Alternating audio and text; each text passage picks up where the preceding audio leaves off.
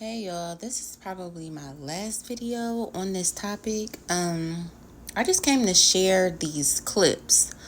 Monique's son, Shalon, went live again. And the beginning of this, like the first clip, is a little darkness in there.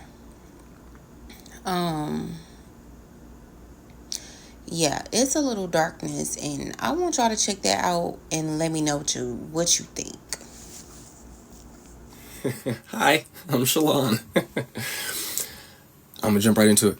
I guess the intelligent thing to do when assuming that your son is having a mental episode is to post personal screenshots of text messages that are 3 years old in an attempt to validate a false narrative as if they are some type of receipt. You also invaded the privacy of my daughter's grandparents by posting your receipts. Neither of you should never speak on mental health again if you thought that that idea was a good one. As a person who lives with mental health issues, let me be the first to educate you that there are individuals who have taken their lives, harmed, and also taken the lives of others for doing the very thing that you so proudly did and your fan base pats you on the back for, which is very telling to how strangers will buy into your toxicity. Picking up the phone to check on your son that you believe is having a mental episode to make sure that he is okay, while also making sure that your granddaughter is safe, is too much to ask, I guess. In essence, you are defending a character. I love my mother, and it took the birth of my daughter to help me begin to understand the value of a mother. I am very proud of my mother, though, and I'm proud of the things that she has accomplished and will go on to accomplish in the future. My mother's bad, man. I watched that woman go from Baltimore to the moon. That drive is also in my daughter's blood. Not only is she still my mother, she's also a part of history, and I would be doing my daughter a disservice by not telling her about who my mother is and was. Okay, this next clip that I'm about to share is he was talking about when she got the role for Precious. And just pay attention because all of this was in the same live. I just cut it up because it was just a lot going on.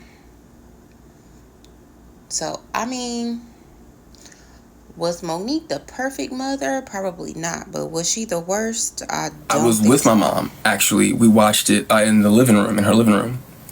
And I'm not gonna lie, I laughed the entire time. Not because I was laughing at it, but because I'm not an audience member. This is my mother. So to see her, to watch her be the way that she was being was comical to me, because I could remember when she originally brought it to my attention that she was going to play the character, and she had me read a snippet of the book, and I was like, who are you supposed to be playing? And she was like, the mom. I was like, okay. Seeing her be funny. But no, my mother is not Marion Jones. She's not Marion Jones. I would agree, Reed Felder. I don't think she really expected me to say anything. But I don't think that was like a conscious thought. I think when she spoke of me, the normal pattern is I don't say anything at all. And I guess that's all I can say to it. It is what it is. Who raised you until you were an adult? A lot of people. But no, I kind of moved around a lot. Excuse me. Let's try. I moved around a lot. So I lived in Texas. I lived with my father up until I was 17. I then moved here to North Carolina. I lived in Georgia.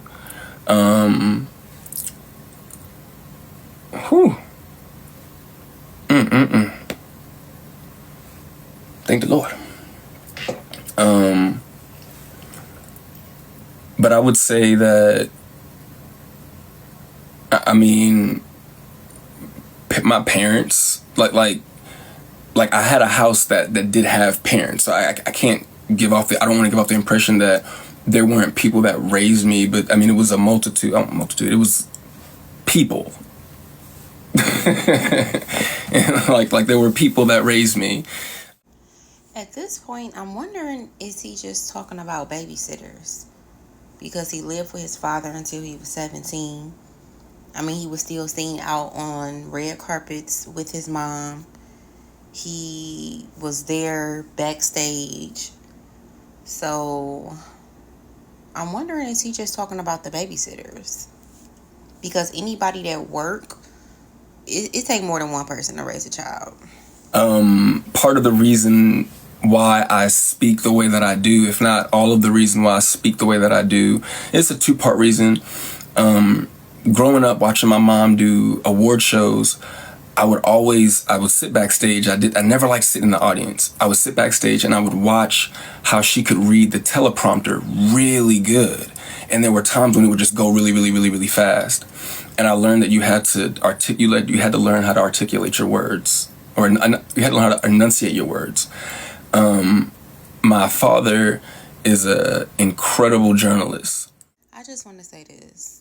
When you don't love yourself, it's kind of hard for you to give the correct love to another person, whether it's your child or not. In this next clip, he is going to talk about his uncle Sydney and basically what happened once him and Monique started dating.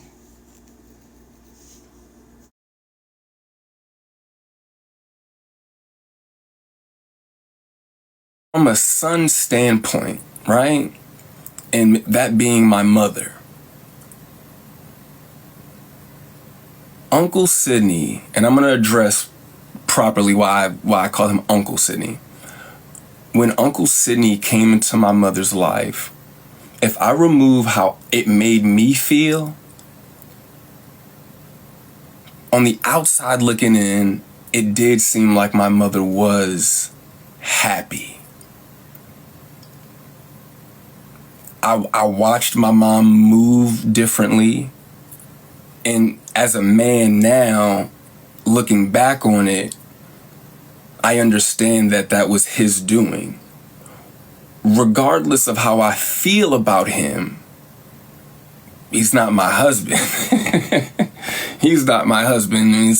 It's not his job to please me or make me happy. My mother's weight was an issue.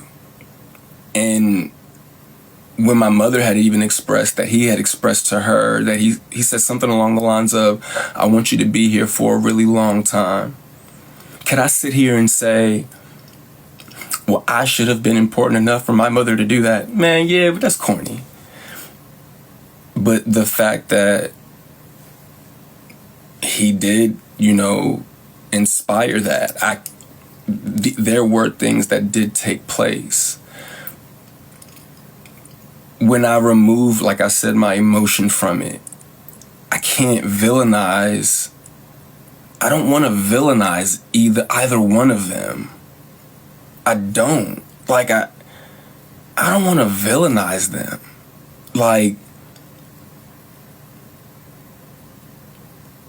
I can still remember Baltimore like it's yesterday. I still remember the drive from Baltimore across the country to California.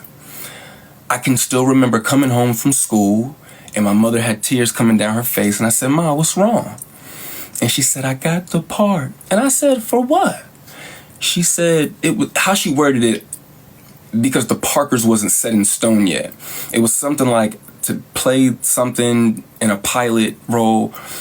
And I was like, oh, okay, word.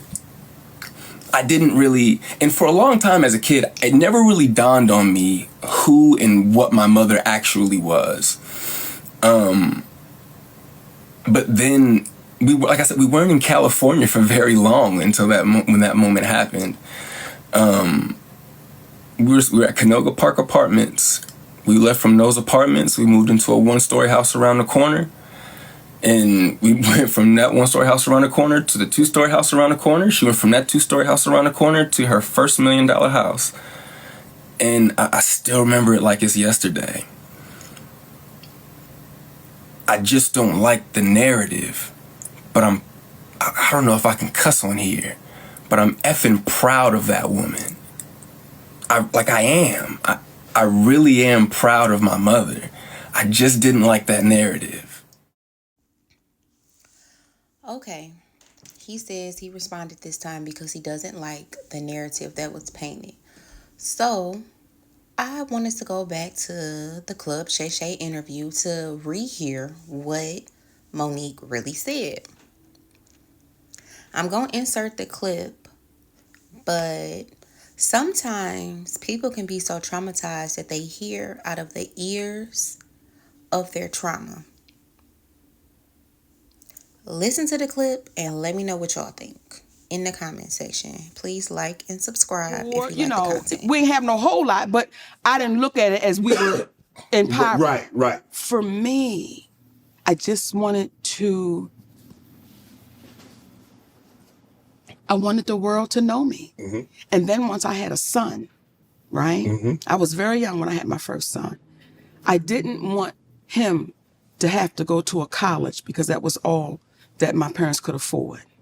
I wanted him to be able to do whatever he wanted to do. And there was a sacrifice in that, right? Because when you're trying to go get it, you're missing this right here. Oh, you miss a lot. The nurturing, you miss all of that. Yes. So, all of that had to be dealt with. Mm-hmm. So now with this group, with my second set of children, I'm a different mother than I was then. So my whole thing is, even right now, we want to make sure that when we leave here, our babies are good. Right. And their babies are good. And had Tyler Perry not told that lie, we would be on our way to that. And I know people saying, why she keep going back to that? I'm going to keep going back to that shit, Shannon Sharp, till he takes accountability for it. You said your first son. Yes. That you're trying to get it. But it robbed you of a lot of things of a mother-son relationship. It did. And so you made sure not to make the mistake this time around. What's your relationship like? Is he resentful of that? We're still very much separated. Okay. And it's one of those things where you have to pray to the universe and say, let time do the healing. Mm-hmm. And that's it. Right. That's it. Let time do that healing. It may heal it in time and it may not. Right. And that's something that we as parents have to say, listen, right. I've done what I could do. I've taken accountability for it. Now it's up to you. Right. That's like when somebody's saying, Shannon, I want to apologize to you. Now it is up to you. Whether or not to accept it. But once I give it to you, I've done my part. And don't apologize like no punk. I'm just sorry for everything. That gets your ass out of it. No, break it down. Let's go bit by bit so that way we know you understand the offense that you've done. Right. Now, I'm not saying, because I've had to do that. Right. When I tell you I was so out of line and out of order when I first got with my husband,